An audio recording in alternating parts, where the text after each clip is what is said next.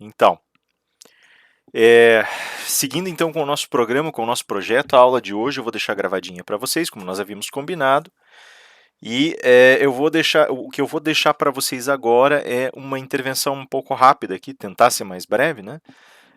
No que diz respeito ao tema das democracias e da tecnologia, né? Ele é um tema muito amplo e tem várias, como todos os temas que a gente vê aqui de alguma maneira, né? É um tema amplo, tem várias facetas, e eu vou tentar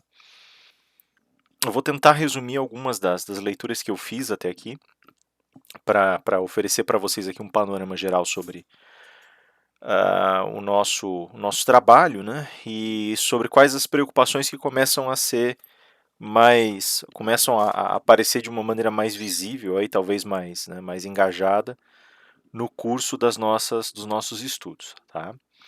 Então o que que acontece? Primeiro a gente vai ter que fazer um desenho geral do que significa democracia para entender como a tecnologia influencia o ambiente democrático. Desculpa, eu estou olhando por cima do ombro só para ver se as crianças não estão aprontando aqui, tá? O que que acontece então?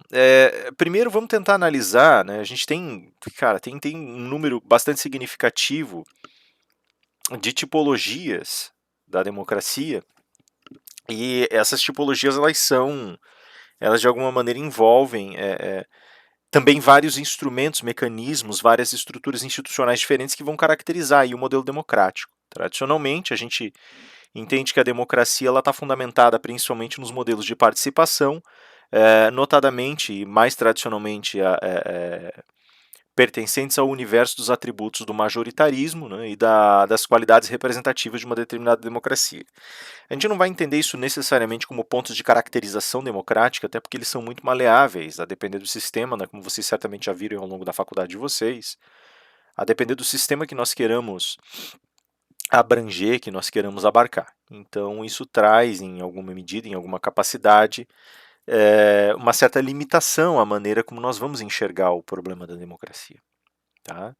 Então a gente vai deixar a ideia, essas duas grandes premissas, né, a premissa majoritarista e a premissa representativa, a gente vai deixar um pouquinho de lado por enquanto. Elas na realidade vão pertencer a um pano de fundo, né, que vai formar aqui as nossas discussões. Né.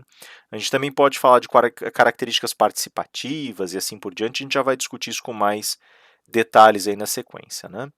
Então, assim, o que que nós entendemos aqui por democracia? Nós vamos entender por um regime, né, vamos entender por democracia um regime que permite uma comunicação horizontal no âmbito social e que traz à tona determinados posicionamentos que permitem a participação dessa população nas instâncias governamentais. Né? Então, basicamente, o que nós temos aqui seria a formulação daquilo que a gente chamou em outros movimentos, tá, no movimento hegeliano, em algumas partes do movimento contratualista de sociedade civil, e essa sociedade civil vai ter uma comunicação intensa com esse corpo de governo, isso vocês já estão carecas de saber. Aqui a gente vai partir dessa premissa e a gente não vai necessariamente considerar uma continuidade natural entre a ideia de sociedade civil e o governo. Né? A gente vai, na realidade, observar os modelos dissociativos que permitem observar, contemplar a operacionalização desses elementos aí. Tá? Veja, nesse contexto, a gente vai trabalhar com a hipótese de que existem três grandes modelos de democracia. Aquilo que a gente chama aqui de democracias administrativistas, né? No inglês managerial, né? Então seria mais ou menos umas democracias de gestão, né? Democracias participativas e democracias consultivas. Cada uma delas, evidentemente, vai se avizinhar de outros sistemas de governo, vai se avizinhar aí de outras estruturas e de outras leituras institucionais, vai pegar emprestado, né? Talvez até emprestados, talvez até pontos de vista que dizem respeito a esses modelos. E tudo isso vai ser muito importante, porque vai afetar aquilo que nós vamos colocar ali no finalzinho como sendo chamado de fenômeno da reversão autoritária.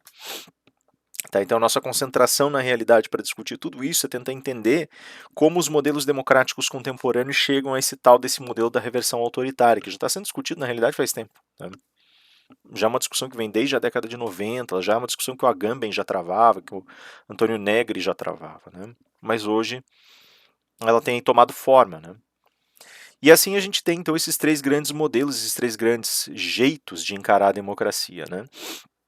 Uma democracia de caráter administrativista, ela tem uma visão, talvez, uma dissecação talvez um pouco mais horizontal no que diz respeito as projeções de governo, e ela está mais preocupada em tentar entender como gerenciar as demandas, as necessidades de uma determinada comunidade, como a gestão dessas necessidades vai ser encarada e capacitada por um governo que tem que encontrar em determinado momento instrumentos de capacitação para esse modelo de gestão, né?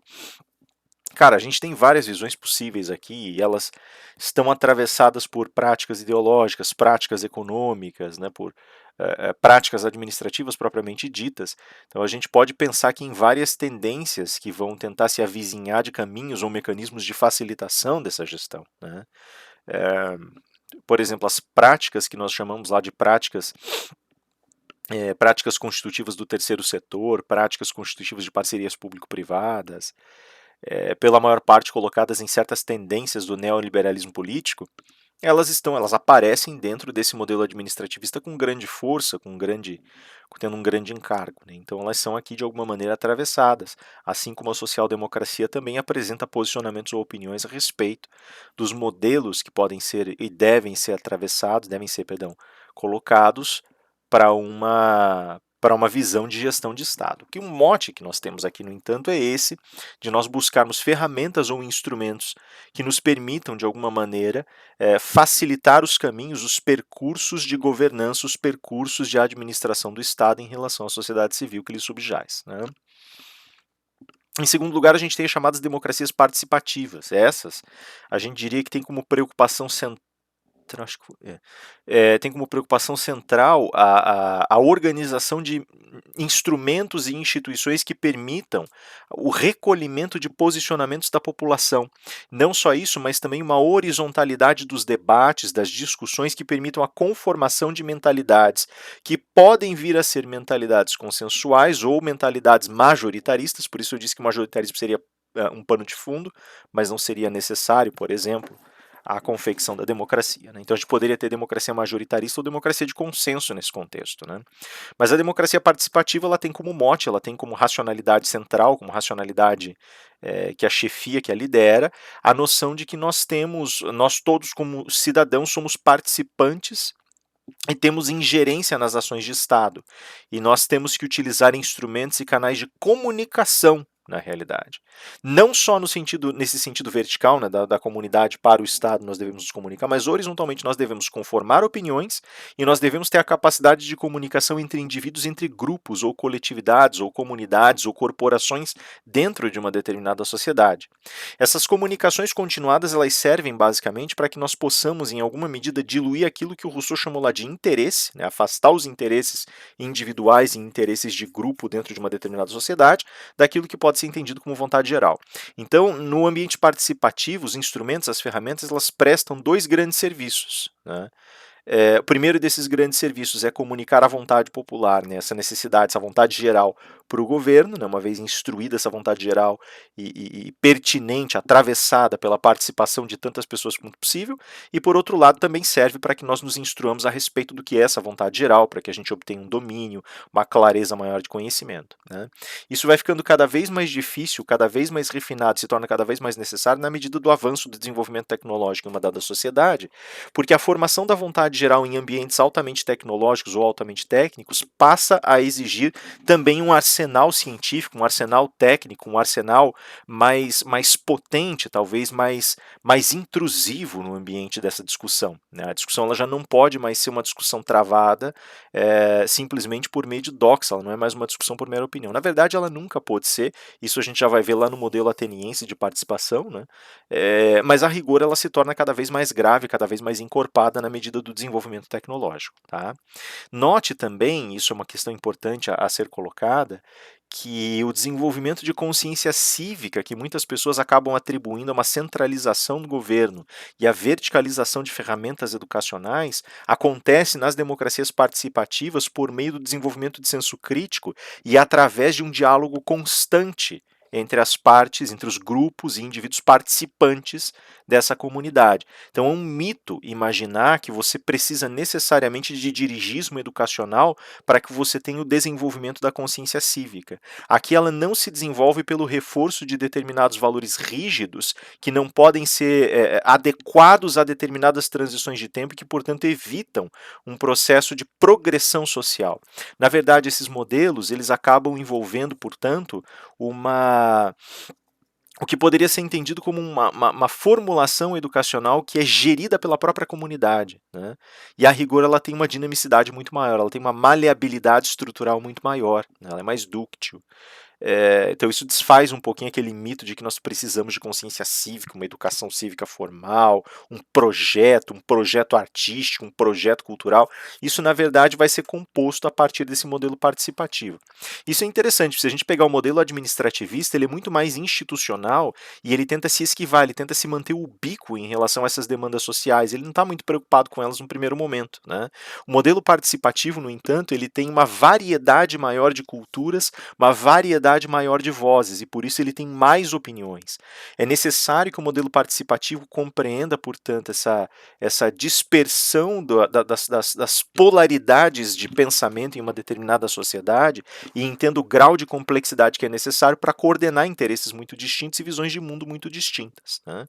Por fim, a gente tem aquilo que a gente pode chamar de democracia consultiva, né? As democracias consultivas elas têm um caráter, elas adotam uma postura proativa no que diz respeito às forças de governo, mas ao mesmo tempo estabelece uma passividade com relação à população que é governada. Nos regimes consultivos, a população geralmente geralmente vai solicitar a participação da população quando você precisar determinar o valor ou o teor de aceitação de uma determinada decisão, de um determinado conjunto de decisões. Isso significa basicamente que as filosofias e os modelos governamentais, as demandas e necessidades, eles já estão instruídos num conjunto de alternativas limitadas para a população, né? Isso significa que a população tem uma participação muito relativa. Basicamente, o modelo consultivo ele fica entre esse modelo administrativista, que é meio de cima para baixo, e o modelo participativo, que oferece uma horizontalidade social. O modelo consultivo ele poderia ser entendido lá nas teorias do Robert Dahl, talvez analogamente, como sendo um modelo muito mais próximo daquele corporativismo democrático. Então ele tem, basicamente aqui você vai operacionalizar relações dentro da possibilidade de promover certas consultas. Elas geralmente não vão ser consultas muito amplas e gerais, elas vão ser consultas a setores, elas vão atender a certos interesses econômicos, elas vão fechar em certos gargalos, né? No entanto, elas têm uma característica muito menos institucional que aquela democracia administrativista, que flerta um pouquinho com aquela relação republicana, né? Que na realidade é um outro projeto, é um outro processo, mas ela flerta um pouquinho com aquele legado republicano em certa medida, né, com o legado de certos equilíbrios que são estruturados e organizados segundo uma criteriologia institucional. Então aqui a gente tem esses três modelos, né, a democracia administrativista, que tem essa verticalidade, um governo que estrutura institucionalmente os canais adequados para a gestão da vontade geral, as participativas, que vão determinar a constituição e elaboração gradual dessa vontade geral, bem como sua instrução e seu aprendizado num diálogo aberto no âmbito social, e as consultivas que vão tentar oferecer um caráter mais passivo e que vão buscar opiniões na medida da necessidade de legitimação de decisões governamentais. Tá? Então a gente teria aqui três modelos, aqui três rascunhos de modelo que a gente está emprestando aqui, né, de outras pesquisas, para poder trabalhar de uma maneira mais instrumental aqui o tema que nos interessa, que é o modelo tecnológico e como esse modelo tecnológico afeta a vida da democracia hoje em dia e o que isso significa no cenário da reversão autoritária que a gente tem hoje, né? Veja, a democracia nesse sentido ela apresenta cinco grandes atributos essenciais, né? Então a gente colocou aqui justamente que são características, né, fundamentais para a gente entender uma democracia como democracia, né, como sendo uma democracia propriamente dita. A participação, a comunicação, a integridade, a propriedade, na realidade são seis, né? O acesso e a autonomia, perdão, são seis, né? Então o que acontece com esses critérios, né, com esses seis critérios aqui?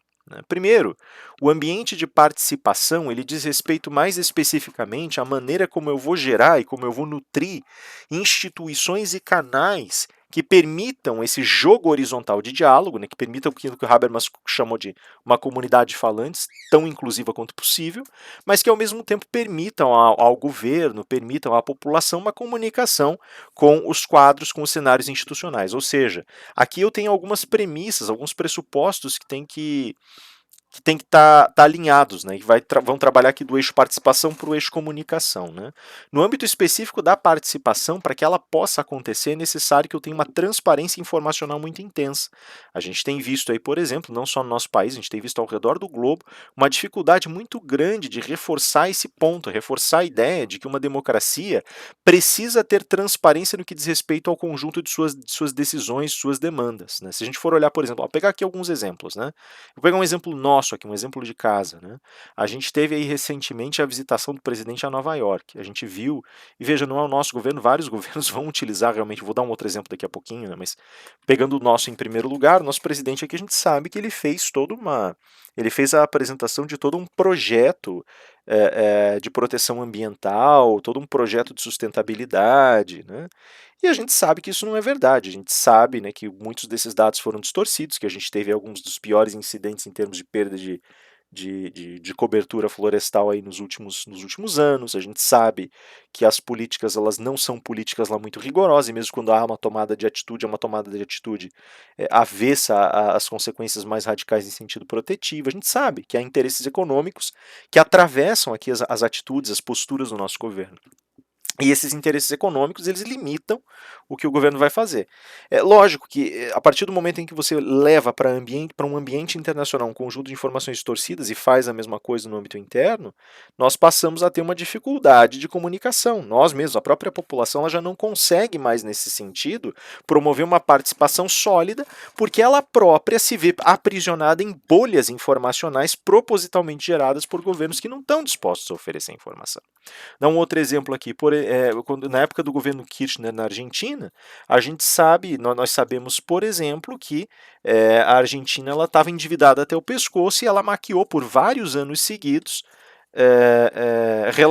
os relatórios econômicos para o FMI, e sofreu as consequências disso, eventualmente acabou, inclusive a Argentina passou por ações judiciais em ambiente internacional, ações judiciais, medidas administrativas, medidas pertinentes ao próprio direito internacional, em razão das dívidas que não tinham sido cobertas, que não tinham sido pagas, né? E em razão do engano, da fraude literal, né, digamos assim, da distorção e fraude literal de informações que teria levado, por exemplo, a alteração de valores de títulos da dívida pública argentina e coisas do gênero. Né? O Brasil também esteve implicado, também sofreu ameaças e esteve implicado na época, né, em governos anteriores. Enfim, é muito complicado, ou você pode, enfim, você pode rodar por aí, por exemplo, o mascaramento da violência no âmbito específico do governo britânico, o mascaramento da violência e das práticas fraudulentas do governo japonês, o governo canadense, que toma medidas muitas vezes abrasivas contra imigrantes e não divulga isso. Então você tem aí, é difícil você conseguir oferecer uma visão clara, uma visão mais panorâmica no que diz respeito à vontade geral e aquilo, por assim dizer, né, aqui pegando emprestado o termo russoniano mais uma vez, e tomar decisões e participar efetivamente de decisões se você não tiver clareza informacional. Né? Por mais que as normas jurídicas tentem estabelecer, as estruturas institucionais tentem estabelecer arranjos de transparência, isso sempre acaba sendo um pouco difícil. Né? Pegar um outro exemplo nosso aqui, a briga agora no que diz respeito à taxa de crescimento do Brasil aí no próximo trimestre e o ano que vem. Né? Os analistas econômicos estão jogando a nossa taxa de crescimento lá para baixo, o nosso ministro da Economia está antevendo um crescimento que é surreal para nós. Né? Ou eu diria, no mínimo, muito esperançoso, mas que não condiz com a realidade, não parece condizer com os fatos, pelo menos. Né? Então a gente tem essa dificuldade, de fato existe, nós passamos a ter que confiar nesse indivíduo iluminado que contempla todas as informações por si mesmo, que não nos oferece acesso. Tá? Isso é um dos pontos que vai influenciar daqui a pouco o nosso alvo nessa sessão, né? O ambiente comunicacional, por exemplo, ele já entra num sistema que, para além dessas informações de base, exige, evidentemente, a transparência em relação ao governo e a oferta de infraestrutura, né? O ambiente comunicacional que nós temos, ele exige, por exemplo, uma visão muito clara no que diz respeito à estruturação do ambiente público, né? E do espaço público. A visão mais clara a respeito do espaço público, ela é determinante, ela é uma força determinante no que diz respeito a, a, a, a essa adequação da nossa dimensão comunicacional. Ela faz toda a diferença do mundo. Então, ter a praça pública, por exemplo, né, ter a dimensão pública, ter o local de encontro, né, isso tem muita diferença em relação, lógico, aqui a gente tem uma visão bem mais clara do que diz respeito ao avanço tecnológico e ao seu impacto no que concerne às práticas democráticas. Há 40, 50 anos, a praça pública tinha uma influência muito mais pesada, mas ela já era uma influência que se esvaía aos poucos, né? Tem o famoso texto do Saldanha, o Jardim e a Praça, que vai justamente comentar a respeito, vai tecer comentários a respeito disso. Ele fala sobre a diferença entre o público e o privado, vai dizer muito embora as barreiras se desfaçam gradualmente, o público e o privado comece a se desmanchar, a gente comece a ver a desaparição dos elementos que compõem a diferença entre um e outro, né, e as barreiras que separam um do outro, a gente também começa a perceber paulatinamente o abandono gradual da praça pública e a reapreciação do espaço de reunião nas esferas privadas, né? Nas casas que as pessoas frequentam para comer, para beber, para dançar, nas casas, nos espaços privados, né? Então os quintais, os jardins. Então são lugares que não permitem livre acesso e têm uma finalidade distinta, a finalidade congregacional íntima ou a finalidade de consumo. Na Alçaden se refere a finalidade congregacional íntima, principalmente. E ele já fala, à medida que a praça vai sendo abandonada, também vai sendo abandonada a possibilidade de produção de um discurso livre, de um discurso político mais participativo, né? E pensem agora na questão do desenvolvimento tecnológico hoje, né? Já fica obsoleta a manifestação de rua. Aí vocês vão me dizer assim, nossa, mas teve tantas, está tendo tantas. Sim, a manifestação de rua ela continua tendo seu papel, vamos colocar dessa forma. Mas por que há uma obsolescência dela? Porque não é ela que vai oferecer as opiniões.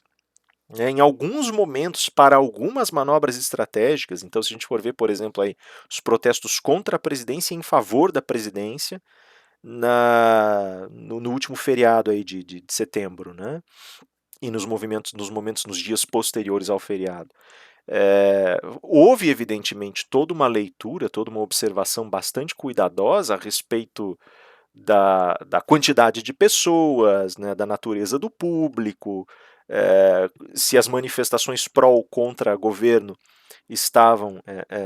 tinham massa crítica para que elas fossem evidenciadas em um ambiente jornalístico. O próprio presidente teria ido olhar, teria ido tentar descobrir, saber quantas pessoas estavam indo para as ruas em favor dele para saber se ele faria certos pronunciamentos ou não. Então tem um papel, isso interfere inclusive nos pronunciamentos da presidência, nos pronunciamentos da oposição, na maneira como o jogo político é jogado, vamos colocar dessa forma. Claro que influencia as decisões de Estado, mas com certeza, né? Tanto que o presidente da República se posicionou em desfavor de algumas decisões do STF e um pouco depois percebeu a dificuldade institucional que isso ia criar e recuou 10, 12 passos aí e falou, não veja bem, não é bem assim, nós não vamos, né, também desobedecer ordens, a instituição tem que ser respeitada e tal. E aí fica esse jogo de vai e vem, né? Percebam então que existe de fato, né, um papel. Só que vejam que a disputa mais intensa ela acontece no ambiente das redes sociais, porque é uma disputa continuada, né? Então essa questão, toda a briga ao redor da ideia de fake news, por exemplo, que faz parte do teor comunicacional e engendra certas limitações no ambiente da comunicação, da participação, da decisão, da formação de opinião, né, da formação de opinião e de posicionamento político, ali nós vamos ter um terreno profícuo de luta, né? Então, por isso nós vamos ter toda quinta-feira pronunciamentos presidenciais, por isso a gente vai ver as grandes figuras políticas ativas em redes sociais, isso é bastante curioso, inclusive, porque em algum momento a máquina política se torna menos e a figura política mais, né? Que já é um fenômeno antigo na nossa vida política. Então existe aqui o início, ou pelo menos um traçado de uma certa obsolescência da manifestação de rua. Ela é explosiva, mas apenas no minuto em que ela pode ser traduzida em uma grande explosão em redes sociais, em formas de hipermídia, né? Então existe aqui, lógico, uma superação.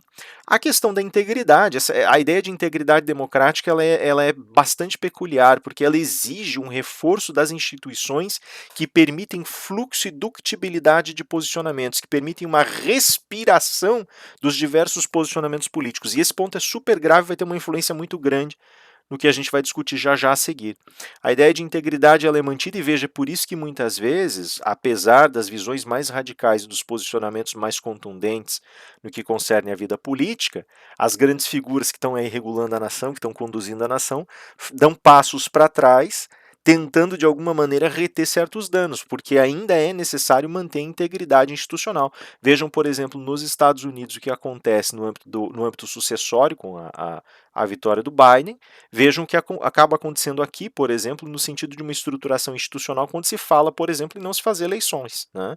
Vejam a extensão do movimento que é gerado, todo o capital político que é investido em defesa desse procedimento, né? Em defesa dessa regularidade institucional. Né?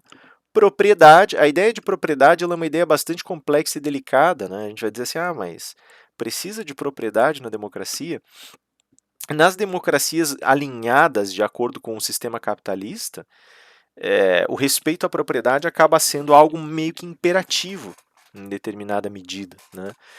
A propriedade está de tal forma costurada no sistema que é difícil você conseguir considerar uma democracia que não, eu não estou dizendo que é impossível, não é de modo algum. Né? A propriedade ela não é elemento integral para todas as democracias. Né? Nesse ponto até discordo um pouco dos pesquisadores que vão nessa linha, mas ela acaba tendo certa integralidade porque ela mantém em certa medida o estabelecimento, o pavimento regulatório de mercado. E é essa mentalidade que esses pesquisadores, né, então os britânicos e os americanos, sobretudo aí de linha liberal, vão pensar. Eles entendem que é um componente essencial do movimento democrático a possibilidade de leitura de mercado. Isso também sofre uma transição, mas por que o mercado é tão importante, cara? Pelo seguinte, pense que o mercado ele te oferece, por uma leitura econométrica da realidade, a possibilidade de estudo do comportamento de grandes grupos. E esse comportamento de grandes grupos ele pode oferecer ferramentas mais adequadas para uma gestão determinada do espaço. Então você consegue, trabalhando a partir das bases de oferta e demanda, a partir da dissociação e do alinhamento da propriedade, você consegue trabalhar em determinada medida, consegue detectar certas demandas, certas necessidades de uma maneira um pouco mais clara. Né? Isso é muito interessante, o aspecto, assim, eu não quero ser um daqueles que vai dizer que a Lex Mercator é diz tudo, fala tudo, promove tudo, antevê tudo, não é isso. Mas a leitura adequada da dimensão econômica, e principalmente da dimensão econométrica, ela te permite compreender mais ou menos como você deve gerir um espaço. Né? Ela começa a revelar certas necessidades estruturais, né, em muita medida. Dá um exemplo aqui, ó. Hoje em dia, todo mundo sabe que o Brasil, ele é basicamente exportador de commodity, a gente sobrevive à base de exportação de commodity. Então, se a gente parar para pensar, por exemplo, algumas das exportações mais vultosas que nós temos tido são de metal para a China, ferro para a China. Né? A gente tem exportação de vários commodities aí no âmbito agrícola para os Estados Unidos, a gente tem exportação, inclusive, está em alta agora. Suco de laranja está em alta, algodão está em alta, o café. Então, perdão, acho que o café e o suco de laranja estão em alta, algodão e. Não vou lembrar mais o que agora, mas o algodão parece que é em baixa, na verdade, perdão. A gente está tendo solavancos aí por conta da pandemia, por conta da crise, tem alguma preocupação internacional no que diz respeito aos valores, às cadeias produtivas. A gente também está enfrentando aqui uma estiagem feroz, né, nas zonas produtoras de café, enfim. Né. O fato é que a gente tem aqui um conjunto de mecanismos muito interessantes que permitem a gente entender o que está sendo produzido e o que não está, o que nos sustenta, o que não nos sustenta, o que precisa de apoio e o que não precisa, que precisa de subvenção ou não. Né? Por que eu falo do metal para a China, por exemplo? É interessantíssimo porque a gente vende metal e ganha uma boa grana, a gente vende ferro e ganha uma boa grana com isso, alimentando as siderúrgicas chinesas. Né? E as nossas siderúrgicas também vendem, né, para eles o beneficiado, né? O aço e assim por diante. Só que eles não estão comprando mais tanto, porque eles entraram numa crise energética bastante feroz, eles não têm como resolver essa crise de energia no momento, eles estão negociando a compra de energia com a Rússia, que por sinal está conseguindo se recuperar, está conseguindo flanar um pouquinho mais agora, apesar das dificuldades econômicas por conta disso, porque ela é tradicional uh, uh, ofertante de gás, petróleo e assim por diante, a China agora está promovendo a aquisição desses recursos, né? Então, para tentar continuar com o arranque industrial e com o seu crescimento, com a explosão de crescimento que estava tendo até aqui. Então, se a China emperra, nós emperramos aqui e agora a gente precisa de lugar para desaguar esses recursos. Então, um governo ele tem condições de fazer essa leitura, de visualizar esses recursos e consegue manobrar de uma maneira talvez mais acessível e mais clara a partir do momento em que vê esses fluxos de mercado acontecendo, né? Essas relações de oferta, demanda, né, acontecendo. Sabe o que incentivar, o que não incentivar, e daí, lógico, há posturas e posturas e posturas, né? Então, né, num ambiente democrático, você vai promover estímulos para certos setores, né? Você vai tentar, de alguma maneira, criar geralmente o barramento econômico no ambiente, sobretudo no ambiente liberal e neoliberal, né? Você cria barramento econômico por um determinado setor, por exemplo, regulando tributo. Né? Retirando subvenção e regulando tributo. Então, dá para você fazer isso? Dá, claro, sem dúvida alguma, né? Então, assim, a ideia de propriedade ela acaba tendo força integral aí nesse modelo de democracia, né? Pelo menos nesse modelo mais que já admite que nós já passamos de uma realidade de globalização, que a gente já está no mundo pós-globalizado, que a gente já está, pelo menos aqui no nosso lado do mundo, a gente já está entranhado num sistema capitalista e não tem muita.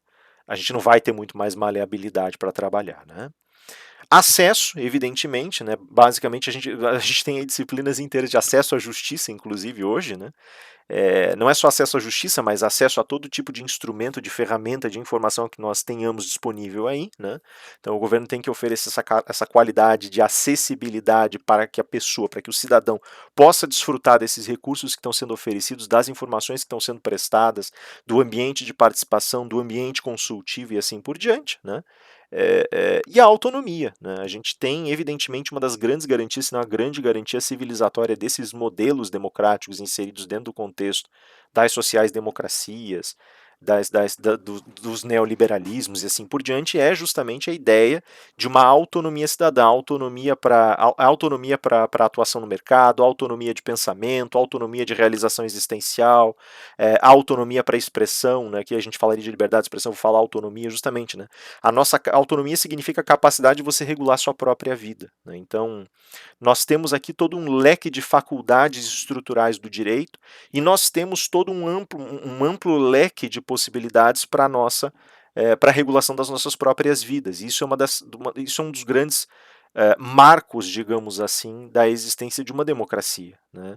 Nem todo modelo político ao redor do mundo é assim. Né? Nem todo modelo, lógico, nem todos os modelos políticos são abertamente predatórios, mas é preciso entender que muitos dos modelos que se encontram fora desse eixo, eu vou usar aqui um jargão feio, né, mas fora do eixo judaico-cristão ocidental, né, essa civilização ocidental, né, esse modelo ocidentalizado de civilização, ele tende a defender a autonomia, tá? Mas assim, não é pela bondade, pela afabilidade, pela natureza gloriosa do sistema, né? É porque é um modelo que todo modelo econômico, todos os mecanismos operacionais dessa sociedade estão baseados na possibilidade de você poder reconstituir sua própria existência e poder verter a reconstituição da sua existência em imagens. Eu estava vendo aqui, por coincidência, apareceu uma manchete ali, uma atriz que eu não conheço, não sei se é atriz, modelo, o que que é, a moça falando que mudou a aparência dela, e dela diz assim, aí tava assim, fulano de tal muda sua aparência, daí 2 pontos. Explica, 2 pontos. Minha essência. Então, esse jogo do minha essência, eu não estou querendo dizer, não sei se está certo, se está errado, se é a essência dela, se não me importa, isso não me importa. Mas ela usar esse discurso é importante. Esse é um discurso padrão nosso. Esse é um discurso que mostra, ele mostra todo o entranhamento de certas filosofias individuais e existenciais que dão origem ao circuito de relações políticas que estão engendradas aqui. Nós entendemos que existem lastros essenciais, lastros ontológicos para as coisas, e esses lastros vão se manifestando nas vidas da gente. Aí vocês olham lá, por exemplo, Rafael gosta de ler, porque olha quantos livros ele tem lá atrás, aqui daí se manifestaria do jeito mais horrível, que é o jeito consumerista, né? É um mecanismo não consumista, mas consumerista, né? Ou seja, ele se manifesta a partir de um refluir das qualidades essenciais do Rafael na possibilidade de aquisição de bens. Né? E quantas vezes os bens que nós adquirimos não traduzem um estilo de vida? E quantas vezes nós não traduzimos quase que integralmente nossos estilos de vida na aquisição de bens? percebem? É um modelo de vida, é um modelo civilizatório. Você, né, você apresenta, você expõe aquilo que há de mais essencial em você e, de alguma maneira, há uma resposta lá fora. E ela é cada vez mais, a gente já discutiu isso em outras situações, uma resposta consumerista. Né, uma resposta que analisa teu comportamento de consumo e quer desfrutar disso. Então, assim, a defesa da autonomia é porque a autonomia é fundamental para que um sistema de capital continue funcionando. Né? É, é, o grande desespero, por exemplo, de grupos privados ou empresas privadas vem daí, né? Aí a gente pode dizer assim, não, mas há certamente grandes indivíduos, por exemplo, o próprio Trump aí que sai da realidade de empresas privadas e que resolve virar presidente dos Estados Unidos por conta de uma aposta que fizeram com ele, disseram que ele jamais seria presidente, eles, eu vou ser sim. E aí conseguiu ser no final das contas. Veja que quando você mistura os instrumentos de uma forma inadequada, de uma forma não palatável, né? Um pouco das razões estruturais do sistema começa a ser revelado. Né? E esse pouco é justamente mostrar que nem sempre o indivíduo que é um defensor feroz da autonomia, que fala sobre iniciativa, meritocracia, mercado, vai ter a mesma compreensão quando assume o poder, quando entra num cargo governamental, quando assume uma cadeira no governo. Por que isso? Né? A gestão governamental ela não tem os mesmos instrumentos regulatórios que os mecanismos sociais têm. Ali eu não sou funcionário, né? Eu não sou empregado, eu não sou um dependente de. Ali eu sou um coparticipante de. Então aí cria-se esse ruído. Então percebam, desenvolve-se a autonomia no sentido político porque ela é uma autonomia para o consumo. Mas enquanto funcionário, eu não estou falando aqui da minha empresa, né? Eu já falei várias vezes que a empresa em que eu trabalho é maravilhosa para trabalhar. Eu tenho plena liberdade para fazer o que eu preciso fazer, o que eu entendo necessário, e assim vai, né? Mas em muitos casos nós nos sentimos compelidos ou obrigados a determinados regimes por conta dessa estruturação que determina que é o único jeito que eu vou, né, ter para obter o meu ganha-pão. Percebem? Então esse movimento, esse ciclo, ele mostra essa ambivalência. Agora, se a gente for pensar em sistemas que não estão colocados nesse eixo aqui, olha, o próprio sistema chinês, né, que vai fazer a conjugação de um Politburo com modelos supostamente capitalistas aí de vida. Né? Há uma mentalidade de mercado, só que essa mentalidade ela vai promover o aperto e vai promover a redução de determinadas escalas de gasto, vai aumentar as margens de receita a partir da sufocação do trabalhador. Ela vai utilizar essas ferramentas em conjunto para ela poder determinar uma pauta produtiva com certos objetivos. Que são muito diferentes dos modelos e objetivos que estão colocados aqui, que são modelos cíclicos. Lá não, lá o modelo é um modelo de imperialização dos espaços. Então é uma diferença. O que significa isso? Que lá, muito embora nem sempre você vá ver, por exemplo, o exercício direto e imediato das restrições possíveis no âmbito político, elas vão aparecendo na medida das necessidades, vão aparecendo na medida das possibilidades. Então a gente falou de social currency, por exemplo, na China, né? O fato de você poder aplicar uma pontuação, um número de pontos de convivência social, e quando a pessoa perde pontos suficientes ali, a pessoa ela vai ser rasgada, ela vai ser removida, ela vai ser retirada, removida desse espaço de convívio social, ela não vai poder viajar para outra cidade, ela vai ter seus direitos restritos. E assim, mas isso vai dizer é um absurdo. Né? É aquela coisa, é um absurdo. Tem tantos absurdos que acontecem aqui, a gente não os considera como tais porque nós normalizamos. Né? Você pensa, por exemplo, né, o nível de desigualdade que nós temos aqui, o fato de ter pessoas agora na Rua da Amargura, lá, morrendo de fome nas ruas, enquanto a gente está aqui discutindo metafísica, discutindo política, discutindo ciência. Não que seja errado discutir ciência, mas nossa preocupação mais primordial não deveria ser a de redistribuir renda, de redistribuir fortunas por aí? Nós não deveríamos pensar nisso, então? Não deveríamos pensar em atender a pessoa que está abaixo da linha da miséria, que não tem como sobreviver? É um produto do nosso sistema. Né? Então, veja, eu não estou aqui querendo fazer juízos morais. Né? Eu estou simplesmente tentando determinar quais são os produtos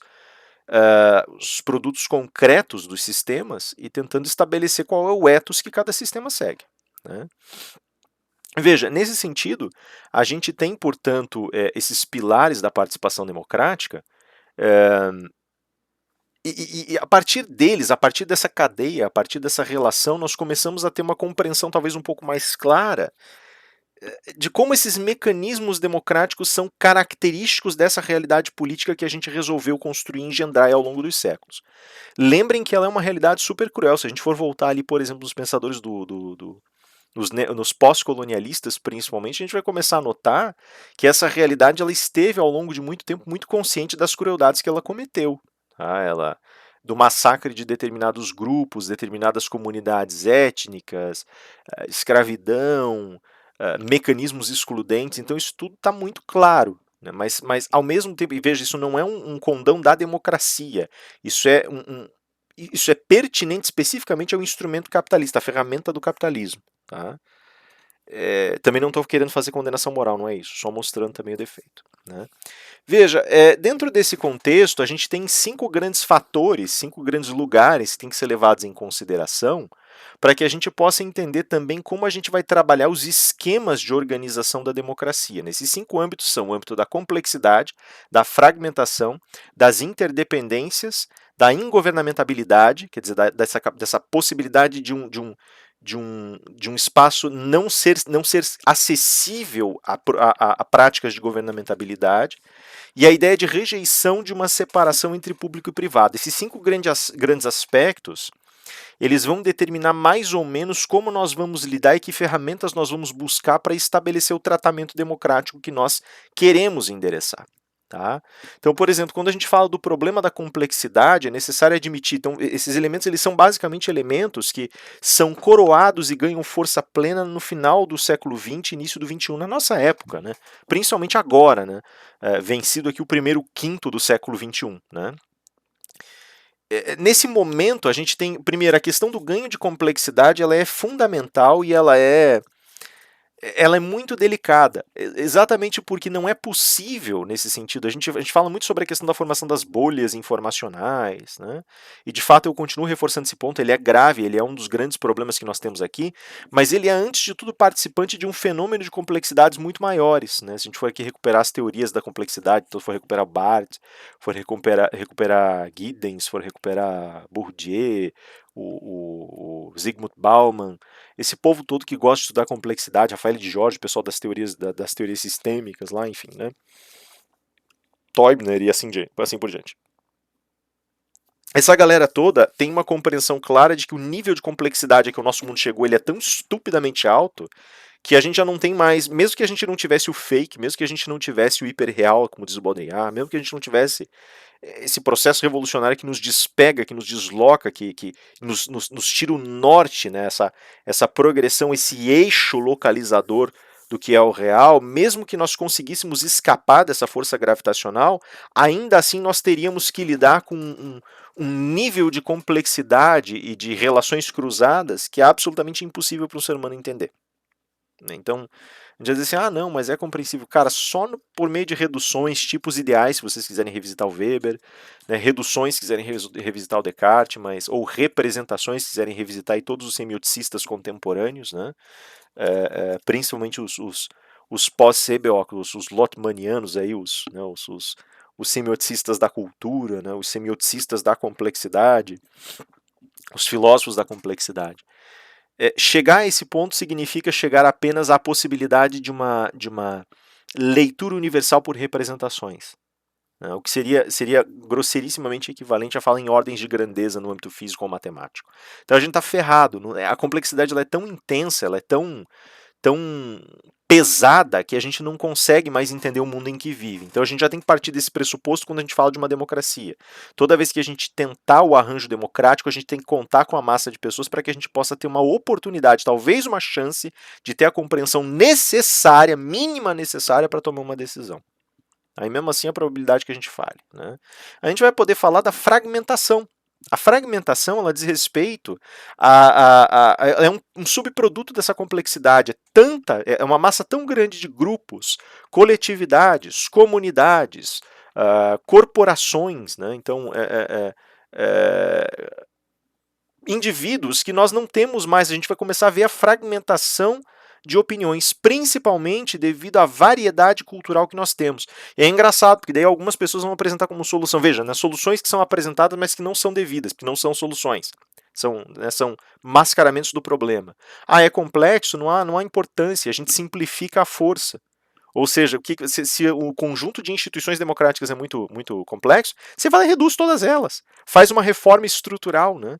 O Guedes está falando muito em reforma estrutural, agora não diz respeito a isso. Né? A reforma estrutural que ele comenta é uma reforma estrutural necessária por conta da realidade pós-pandêmica. Ela é uma realidade de enxugamento institucional, não no sentido de redução. Eu não estou defendendo ele, vocês sabem que eu não defendo de jeito nenhum.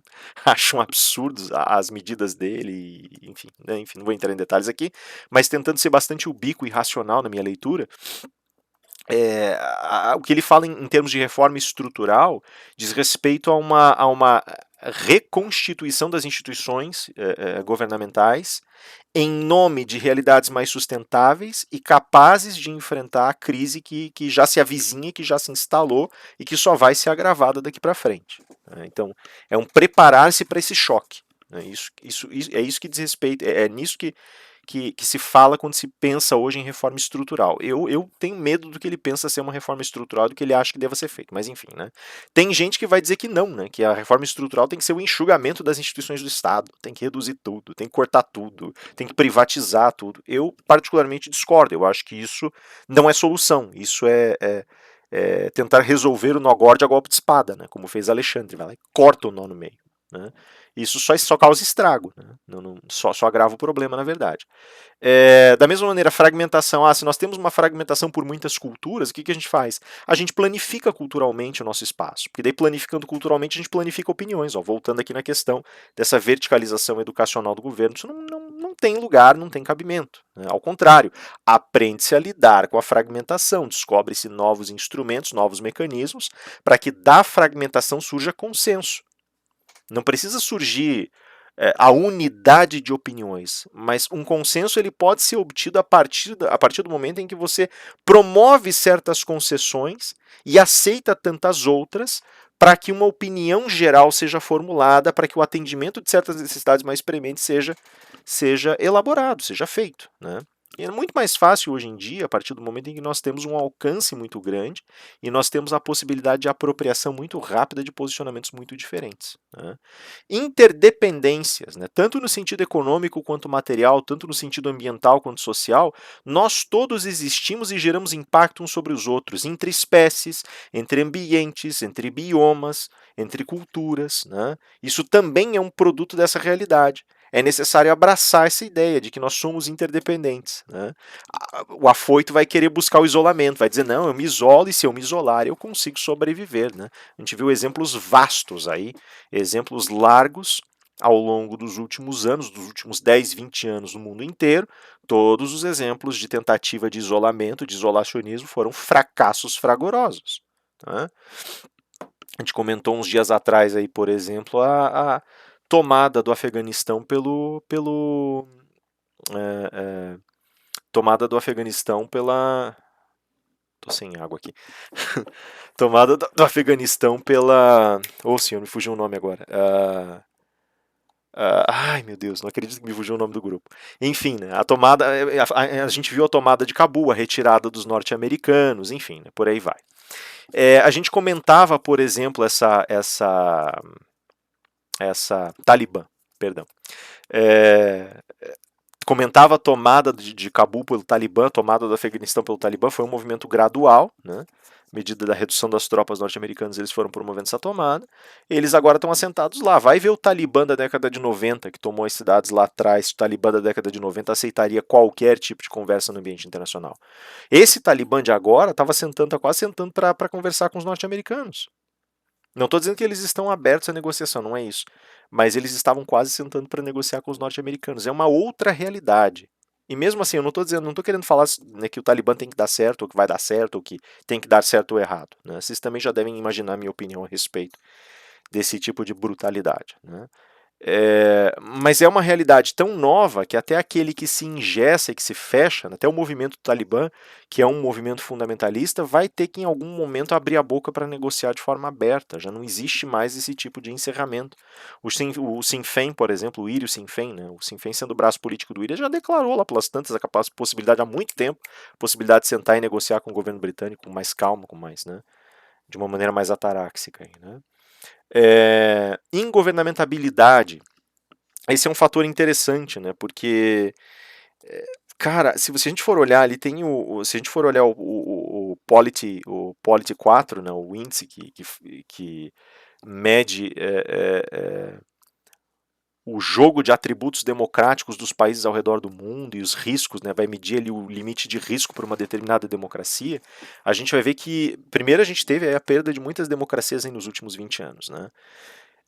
E a gente vai descobrir também que tem muitos países que têm democracias muito frágeis e muitos países jogados no âmbito das anocracias, que são basicamente governos que não têm estabilidade nenhuma, né? São grupos em luta. O Afeganistão, por exemplo, sem forças interventoras externas, né? Ele, por muito tempo, foi território de grandes senhores da guerra. Então, basicamente, era uma anocracia, era gente matando gente se espancando para conseguir tomar o poder, né? Sendo o Talibã aqui um dos mais recentes e talvez aí o de maior sucesso, né? É, cara, assim, você tem a ideia de ingovernabilidade, ela é muitas vezes associada à noção dessa fragmentarização. Isso não é bem verdade, não é bem assim que funciona, né? Existem aqui qualidades específicas, que a gente chamaria de qualidades intersistêmicas, né, que estão jogadas dentro do âmbito da interdependência, e se elas forem corretamente compreendidas, elas te permitem um canal de organização de um governo adequado. Claro, vai ser ingovernável se você não tiver atenção para esses elementos, né? Por fim, a gente pode falar dessa questão da rejeição da divisão entre público e privado.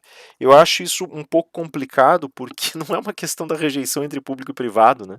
A gente for pensar na esfera pública e na esfera privada, ela foi diluída, ela foi sendo diluída com o passar do tempo. É muito difícil você encontrar, a gente discutiu isso quando a gente falou sobre intimidade e privacidade, é muito difícil você discutir essa distinção hoje, né? Então, isso também gera algumas dificuldades.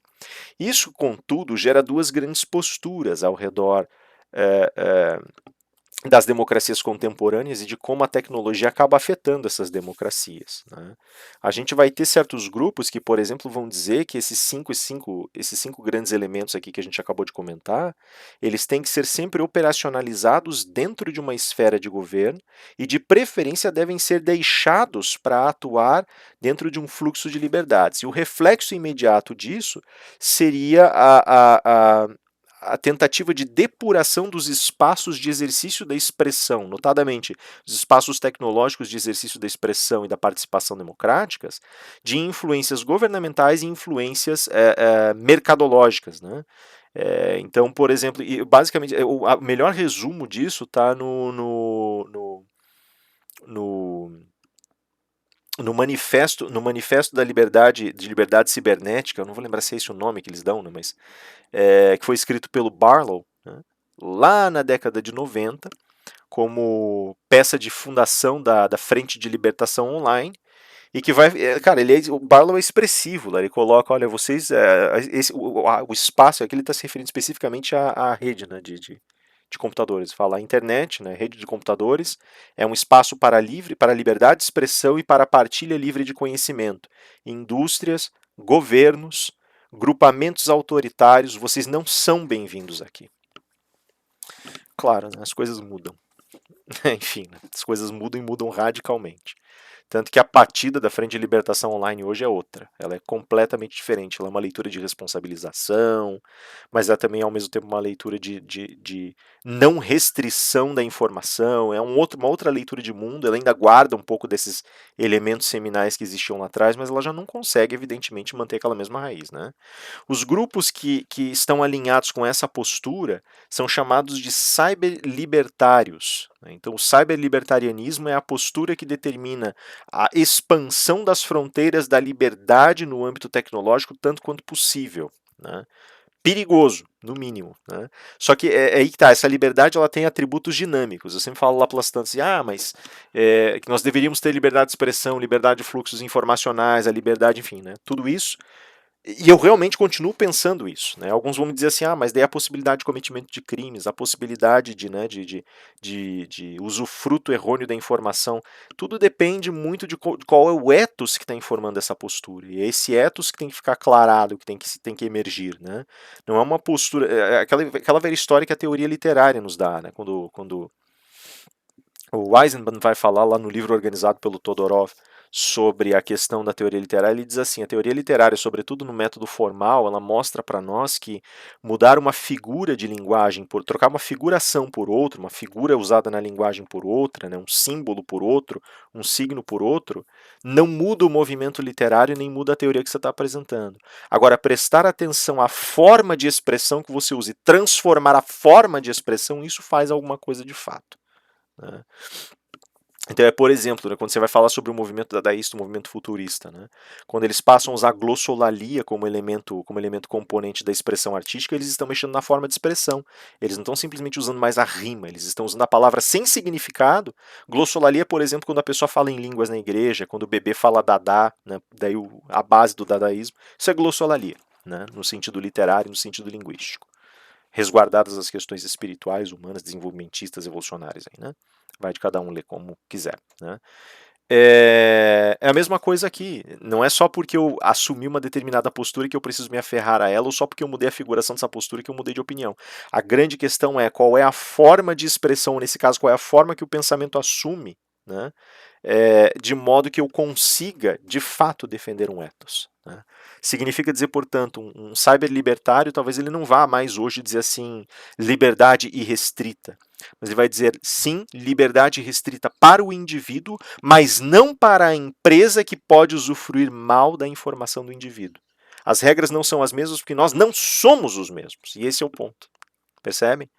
Mas e se o indivíduo usar a sua liberdade para cometer crimes? Isso não é o uso da liberdade, isso é agressão ao outro, isso é desrespeito, isso é desconsideração da existência do outro. Então, isso não. Mas aí não entra um caráter regulatório, a gente já vai ver como isso opera, tá? E aí tem os cyberpaternalismos, esses entram como esferas regulatórias mais pesadas, né? Eles têm a mãozinha mais pesada para regular e tem várias posturas possíveis aqui desse cyberpaternalismo. Então existem, por exemplo, as posturas de regulação estatal, existem as posturas de regulação de mercado, e é exatamente esse o ponto que eu quero abordar para falar um pouquinho sobre libertarianismo, né? Existem as posturas de regulação por design, existem as posturas de regulação social, que são regulação normativa em oposição à regulação legal, no jargão que é utilizado pelo Lessig quando ele desenvolve a pesquisa dele, né? Então, você tem toda essa armação que está aí ao redor da questão da regulação tecnológica. O que eu diria de uma maneira mais implosiva, até porque meu tempo já está acabando, seria o seguinte: a regulação tecnológica ela envolve, nesse sentido, talvez não tanto um esforço normativo, mas, antes de tudo, um olhar para esses diversos fatores que o Lessig está colocando. Ele coloca assim, olha, a lei ela vai me permitir que o Estado organize um sistema regulador, como a gente tem a GDPR, como a gente tem a Lei do Marco Civil, a LGPD e assim por diante, e ali você vai criar uma hierarquia, um conjunto de responsabilidades engessadas e formais. Está errado? Não necessariamente.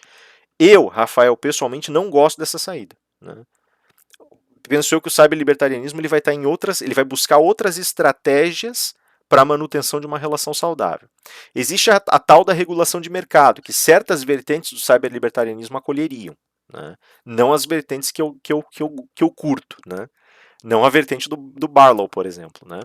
Mas o que o mercado faz? O mercado ele exclui aquilo que é ineficiente, que não tem demanda, aquela demanda não saudável, aquela demanda destrutiva em muitas ocasiões, infelizmente permanece. Mas, em geral, existe um modelo de regulação que exclui aquilo que não tem, que não é considerado, de alguma maneira, integral para o próprio curso do mercado, o que é muito complicado. Já se mostrou em várias ocasiões, por exemplo, que o mercado, hoje em dia, por conta da participação e do modelo tecnológico que nós temos, ele pode ser manipulado. E vai ser manipulado, né? Ele mudou completamente. Hoje, a opinião, o processo semiótico, os posicionamentos psicológicos, o comportamento de consumo, eles mudaram completamente em virtude de gostos, atribuições, força e assim por diante, né? Força de certas coletividades, certas comunidades e assim por diante, né? E tem muita equipagem intelectual velha sendo usada para tentar explicar realidades que não são bem assim, não funcionam bem assim, né? É, Veja, por fim, eu diria o seguinte, né, ainda tem mais dois modelos aí, né, o terceiro modelo que seria o modelo de uma regulação social, que é feita pela norma, né, e esse modelo dessa regulação social normativa seria justamente a regulação estabelecida pelo comportamento geral dos indivíduos, esse já é mais aceitável dentro de uma liberdade cyberlibertária, e um quarto e último modelo, que é o modelo de regulação por design, você vai lá e afeta o design da coisa para ela reter qualquer tipo de dano ou estrago, né, que também é dúbio, também é complicado. Todos eles em complemento, na cabeça do Lessig, formariam um modelo de regulação mais adequado. Né? Eu, pessoalmente, já cortaria pelo menos um dos desses elementos. Mercado e governança normativa, eu já cortaria os dois, né? Pelo menos. Enfim, né? O que acontece em virtude desses modelos que nós temos hoje? Acontece um problema, basicamente, acontece na realidade o agravamento de um problema que já está acontecendo nos últimos 30, 40 anos, que é chamado de problema da reversão autoritária. O que é o problema da reversão autoritária? A reversão autoritária está baseada em um processo que permite a degradação da democracia pelos argumentos da própria democracia. Né? Se vocês forem estudar o Giorgio Agamben, os historiadores do direito, o pessoal que trabalha aí, né, que lidou com a questão do estado de exceção lá no período das guerras e assim por diante, vocês vão ver, evidentemente, vão ver repetido aquele mesmo argumento que diz que os regimes de extrema-direita subiram ao poder não por meio de golpes que são abertamente ilegais e passam por filtros de resistência das elites políticas e de outros grupos sociais, mas subiram ao poder através de um mau uso das normas de exceção. Né? O Agamben ainda vai além e diz, na realidade não é mau uso da norma de exceção, é o uso da norma de exceção, simples revelação da exceção perene e constante que constitui um Estado. Né? É o caso? É o caso, né? E é o que tem infelizmente acontecido em muitas ocasiões. Aliás, nós temos uma riqueza de modalidades de reversão autoritária muito intensa. Por que se diz isso? Porque a base, o argumento, ele continua sendo o mesmo. Quer você dê o golpe, quer você desgaste as instituições democráticas ao ponto de sufocá-las e afastá-las de suas funções originais. Né? A reversão autoritária ela parte do pressuposto de que uma democracia se vê ameaçada quando ela encontra a sua pior versão, qual seja, o populismo. E o populismo ele ganhou muita força em muitos países ao longo dos últimos 40 anos. O discurso populista ele ganhou muita força. Né? Se for olhar América Latina, África e Ásia, principalmente, né, sul e sudeste da Ásia, o populismo teve uma influência pesadíssima na vida política. E quando o populismo ganha força, porque ele é muito unitário, porque ele cria uma forma de falsa consensualidade, por assim dizer, ele cria na realidade uma mentalidade de manada, o modelo populista ele mesmo vira uma ameaça constante e perene para uma reversão da máquina de estruturação e engessamento do poder. Ela não vai mais lidar ao redor de mecanismos democráticos, mas vai lidar ao redor de um indivíduo, ela vai permanecer ao redor de um nome de um indivíduo. Isso traz o risco do golpe pelo próprio indivíduo, como também traz o risco de um golpe por forças externas, principalmente nos países que têm uma mentalidade de formação militar posterior ao modelo da modernidade clássica, que tem esse modelo militar da modernidade tardia. Por que isso? Porque o modelo militar da modernidade tardia, principalmente nas realidades pós-coloniais, ele é um modelo de forças que foram atuantes nos projetos de independência e constituição nacional. Então, o corpo militar desses países, em geral, ele entende que tem uma influência e uma demanda muito fortes no ambiente político. Isso acontece aqui no Brasil, aconteceu na Tailândia, a gente vai visualizar isso em Zimbábue, em Nigéria. Percebem? A gente tem visualização disso, a gente vai ver traços característicos e próximos no ambiente colombiano, no ambiente da política colombiana, Chile, Argentina. Então, esses países todos, né, todos esses modelos, a gente vai ver isso também na Primavera dos Povos Árabes, ali, né, a gente vai ver, por exemplo, no Egito, vai ver, por exemplo, na Síria, né, antes da guerra, inclusive, ali, né, vai ver isso acontecer em Bahrein, né? Então, assim, a gente tem esses modelos de uma certa maneira como alinhados e com uma certa expectativa de que um estupim qualquer pode levar o exército a uma reação, a uma ação imediata e brutal. Né? E de repente ele aparece ali como grande defensor da democracia para afastar os mecanismos populistas. Isso é que a gente chama de reversão autoritária, justificar a derrocada da democracia pela própria democracia. a tecnologia tem um papel muito importante nisso, porque ao mesmo tempo em que ela facilita os meios de comunicação e participação, ela também promove o achatamento das constituições críticas e argumentativas, o que significa dizer que é muito mais fácil você constatar se você tem ou não tem apoio, que é necessário para que você consiga produzir um evento de reversão autoritária, um golpe de mão, um golpe de manual aí, né? E mais do que isso, também te permite, de alguma maneira, promover uma regulação ideológica e educacional muito mais fortes, né? Então, o produto do golpe, a manutenção de um golpe, é uma manutenção talvez muito mais simples, muito mais direta do que você teria sob outros aspectos, sob outras realidades.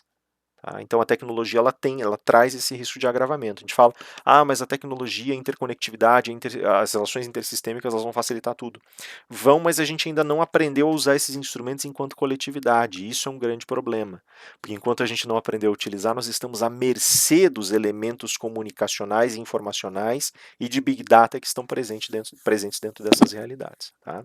Eu vou voltar a conversar sobre isso com vocês na sessão de hoje à noite. A gente vai falar um pouquinho do caso do Cambridge Analytica, tem mais alguns casos também para a gente debater, mas a gente vai fazer um debate rápido sobre esse caso e nós vamos tentar analisar um pouquinho dessas variáveis dentro desse contexto específico, beleza?